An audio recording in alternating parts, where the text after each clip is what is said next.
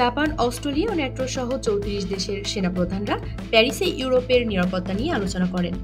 এরপর France, Germany, Britain, Italy ও পোল্যান্ডের প্রতিরক্ষা মন্ত্রীদের সঙ্গে বৈঠক হয়, যেখানে ন্যাটো ও ইইউ প্রতিনিধিরাও ছিলেন।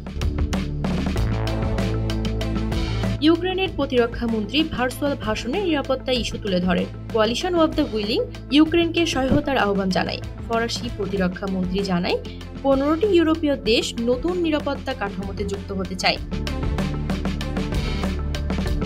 পোল্যান্ডের প্রধানমন্ত্রী আঙ্কারায় তুরস্ককে ইউক্রেন শান্তি আলোচনায় মধ্যস্থতার আহ্বান জানায়। ডোনাল্ড ট্রাম্প ইউক্রেনকে সহায়তা বন্ধের ঘোষণা দিলে ইউরোপ উদ্বিগ্ন হয়। প্রতিরক্ষা দুর্বলতা, বিশেষ করে দূরপাল্লার অস্ত্র, আকাশ প্রতিরক্ষা ও গোয়েন্দা সক্ষমতা নিয়ে নতুন আলোচনা শুরু হয়।